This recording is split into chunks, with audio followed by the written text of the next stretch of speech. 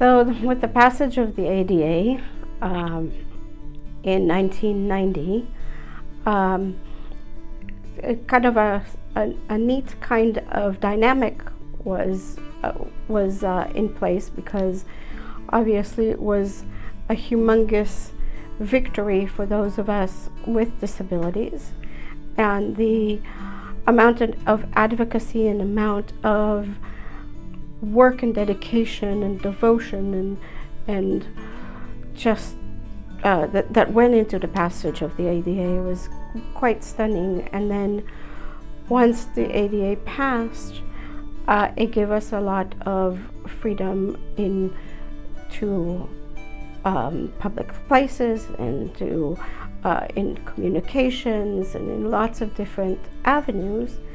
So it opened a lot of doors. Well, I am so thrilled to celebrate National Disability Independence Day with you. My name is Janet Heinrichs Canterbury. I'm on the PASC Governing Board. I have worked on behalf of IHSS consumers and providers for more years than I'd like to think. And it is just a wonderful thing to celebrate this day with all of you. Wonderful. Thank you. Hello, my name is Cindy. Because of the ADA, I can work remotely. I can also roll down the sidewalk to a curb ramp and board city bus.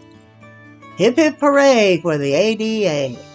But the other thing it opened, besides doors and besides the ability to participate in the communities, to participate in society, and to participate in decision making, whether it's local or state or federal, it opened up a world, but it also opened up a world of advocacy.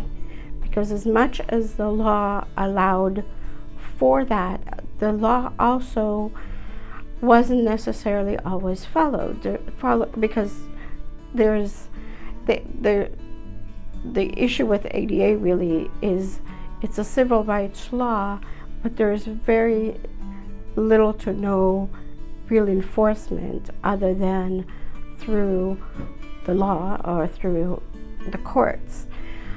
So it opened up a world of advocacy. It allowed us as people with disabilities to have voices in places and in areas which we did not necessarily have a voice before. Hi, my name is Dulce Garcia. I am part of the Pasc board. What does ADA mean to me? Liberty, being able to get integrated within my community and stay integrated, the liberty to be able to work, travel, have a normal life, and not be in fear of being institutionalized. I know we're celebrating 35 years this Saturday. Unfortunately, it's only been 35 years. However, I'm glad we have it, and I'm glad we're able to be champions for the generation that's coming. And that voice was necessary because we needed to now be those who made sure that it is enforced, and to explain why it is important to have a low counter somewhere in a business where we don't have to do business over our heads, or why it is important to put a ramp so somebody can come into a business or a service using a wheelchair or any other mobility device. But also be at the table for other things such as paratransit.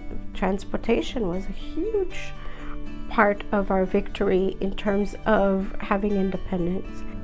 Hi, my name is Laura, and I have a disability, and thanks to the ADA, I'm able to work, and I became a social worker in 2004, which without the ADA I would not have had that access. And PASC allows me to do this work because I am an IHSS consumer, which also gives me a lot of freedom to do all the things as a social worker for the disability community. Hi, my name is Christy Madden, and I'm a board member for PASC. And I just wanted to say that I remember a time where most of the government buildings around town had stairs and didn't have ramps. A lot of them had no elevators, and they didn't have accessible restrooms. So I appreciate the ADA for giving us all of those things and look forward to many more improvements over the years. Thank you. And also being at the table in places like home care. Like, for instance, we are now writing with PASC, we're writing a manual for consumers or recipients of IHSS by recipients of IHSS. That's a voice that we did not necessarily have before. The ability to be able to drive or to be the director of our care and to have a say in what does that look like and teach others what we have gone through. It's pretty amazing. It's amazing use of that kind of advocacy that the ADA had afforded us as individuals with disabilities.